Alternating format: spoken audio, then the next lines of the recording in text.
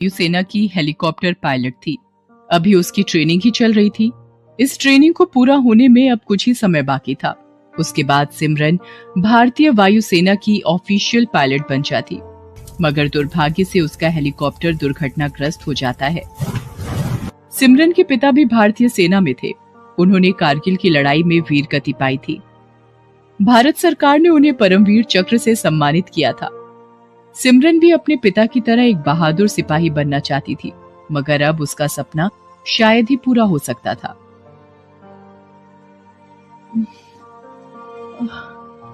मैं कहाँ हूँ? मैं यहाँ कैसे पहुंची सर? सिमरन माय सन, हिम्मत से काम लो। तुम एक बहादुर पिता की संतान हो। सिमरन को कुछ समझ नहीं आया। तभी उसकी नजर अपने पैरों पर पड़ती है। उसके दोनों पैर कटे हुए थे। उसके मुंह से एक चीख निकल जाती है, नहीं! ये सब कैसे हो गया सर? ये सब कैसे हो गया? तुम जिस हेलीकॉप्टर से अभ्यास कर रही थी उसमें कुछ खराबी आ गई थी और वो हेलीकॉप्टर दुर्घटनाग्रस्त होकर खाई में जा गिरा था। पूरे 3 दिन बाद तुम खोजी दल को बेहोश अवस्था में खाई में मिली, लेकिन अफसोस तुम्हारे पैर उस दुर्घटना का शिकार हो गए हैं।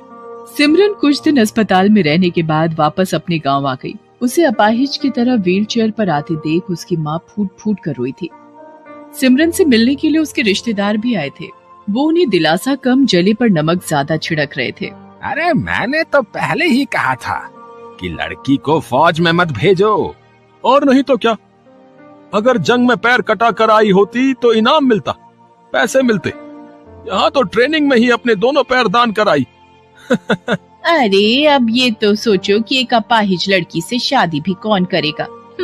कौन इस अपाहिज को जिंदगी भर अपने पल्लू से बांध कर रखेगा? सिमरन दूसरे कमरे में अपने व्हीलचेयर पर बैठी उनकी सारी बातें सुन सुनकर आंसू बहा रही थी। तभी बाहर से आवाज आई, डाकिया, डाक लाया। सिमरन आर्या के लिए चिट्ठी है। सिमरन बाहर आती है और डाकिये से चिट्ठी लेती है। कैसी चिट्ठी है बेटी? माँ, मुझे सरकार की तरफ से नौकरी मिली है, यहीं के सरकारी स्कूल में साइंस की टीचर की। माँ ने सुना तो उसके मुरझाए चेहरे पर खुशी दौड़ गई। वहीं जब रिश्तेदारों ने सुना तो उनके मुंह खुले के खुले रह गए। देखा आप लोगों ने, मेरी बेटी आज भी मुझ पर बोझ नहीं है। फिर सिमरन अगले दिन से स्कूल जाना शुरू कर देती है। स्कूल में पहले दिन हेडमास्टर के ऑफिस में। हमें फक्र है सिमरन कि तुम्हारे जैसी बहादुर लड़की हमारे स्कूल में पढ़ाएगी। अब चलो, स्कूल की असेंबली में मैं तुम्हारा परिचय सभी बच्चों से करवा देता हूँ। उसके बाद हेडमास्टर सिमरन का परिचय सब बच्चों से करवा देते हैं और सिमरन वहाँ पढ़ाना शुरू कर देती है। वो थोड़े ही दिनों में वहाँ सबसे घुल मिल जाती है। सारे बच्चे भी उससे प्यार करने लगते हैं। कहते हैं जो लोग बहादुर होते हैं उन्हें अपनी किस्मत को ढूंढना नहीं पड़ता, किस्मत उन्हें ढूंढते हुए खुद उन तक पहुँच जाती है। यही सिमरन के साथ भी हुआ। स्कूल में पढ़ाते हुए उसे साल भर बीत गया। वो यहाँ खुश तो बहुत थी, मगर उसे बार बार अपने पुराने दिन याद आते थे, जब वो अपनी सेना की वर्दी पहनकर लेफ्ट राइट मार्च किया करती थी। उसे लगता था कि भगवान ने जरूर उसकी किस्मत में ऐसा बहादुरी भरा कारनामा लिख रखा है जिससे सारी दुनिया उस पर फख्र करे। एक दिन सिमरन को स्कूल जाने में थोड़ा लेट हो गया।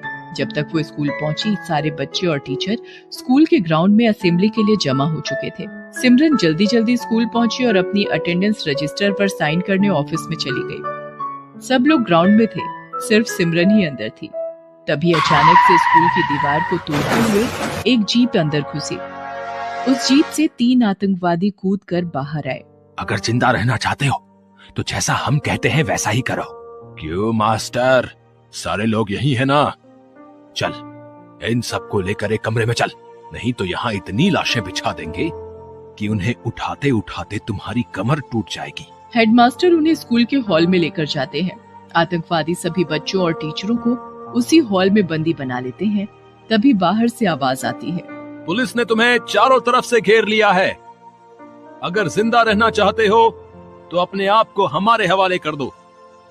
अब तुम बचकर नहीं जा सकते, इसलिए कोई गलती मत करना। गलती तो तुम मत करना, वरना यहाँ से एक एक बच्चे की लाश भेजना शुरू कर देंगे। अपने आदमियों को बोल दो कि हथियार फेंक दें और अपनी सरकार से बात करके हमारी मांगे पूरी करवा। क्या मांगे हैं तुम्हारी? सबसे पहले हमारे 4 गिरफ्तार साथियों को छोड़ दिया जाए। इसके साथ साथ हमें 500 करोड़ रुपए और यहां से भागने के लिए एक हेलीकॉप्टर चाहिए। ये सब तुझे 2 घंटे के अंदर करना है। अगर 2 घंटे से ज्यादा समय लगा तो हर आधे घंटे बाद हम तुझे एक बच्चे की लाश का तोहफा भेजेंगे। बच्चों को कुछ मत करना, मैं सरकार से बात करता हूँ। स्कूल के अंदर हॉल में सारे बच्चे और हेडमास्टर सहमे हुए थे। तुम यहाँ से भाग कर नहीं जा सकते। अरे हम भाग कर नहीं, तेरी सरकार के हेलीकॉप्टर में दामाद की तरह जाएंगे, समझा?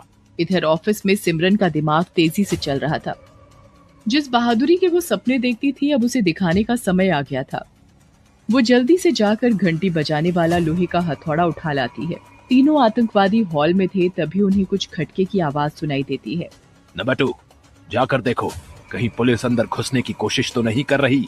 नंबर 2 भागकर बाहर जाता है। उसे बाथरूम से आवाज आती है। वो बाथरूम में बाहर झांक कर देखता है, तभी उसके सिर पर सिमरन हथौड़े से भरपूर वार करती है। वो आतंकवादी वहीं बेहोश होकर गिर पड़ता है। सिमरन लपक कर उसकी बंदूक उठा लेती है। तभी वहां दूसरा आतंकवादी आ जाता है। सिमरन के हाथ में बंदूक देखकर वो उसे मारने के लिए अपनी बंदूक सीधी करता है। तब तक सिमरन उसके पैरों पर फायर कर देती है। उसके पैरों में गोली लगती है और वो वहीं गिर जाता है। उसकी बंदूक भी छिटक कर दूर जा गिरती है। अब सिर्फ एक आतंकवादी बचा था। वो बच्चों को छोड़कर सिमरन पर गोलियां चलाता हुआ बढ़ता है। उससे बचने के चक्कर में सिमरन अपनी व्हील चेयर से गिर जाती है, मगर गिरते हुए भी वो गोली चला देती है। गोली आतंकवादी के कंधे को चीरती हुई निकल जाती है और वो वहीं ढेर हो जाता है। सारे बच्चे खुशी से शोर मचाते हुए बाहर निकलते हैं। फिर हेडमास्टर सर दूसरे टीचरों की मदद से सिमरन को व्हीलचेयर पर बिठा देते हैं और बेहोश आतंकवादियों को बांधकर पुलिस के हवाले कर दिया जाता है। आतंकवादियों ने पुलिस को 2 घंटे का समय दिया था। अकेली सिमरन ने 15 मिनट में उन्हें धूल चटा दी। सिमरन की इस बहादुरी पर सरकार की ओर से 26 जनवरी को राष्ट्रपति के हाथों वीरता पुरस्कार देने की घोषणा हुई। आज सिमरन ने यह साबित कर दिया कि बिना वर्दी पहने भी देश की सेवा की जा सकती है। बस देश की सेवा का जज्बा होना चाहिए। हिंदुस्तान को नाज है अपनी इस बेटी पर। हिंदुस्तान पर बुरी नजर रखने वालों से मैं इतना ही कहना चाहूंगा कि तुम्हारे जैसे आतंकवादियों के लिए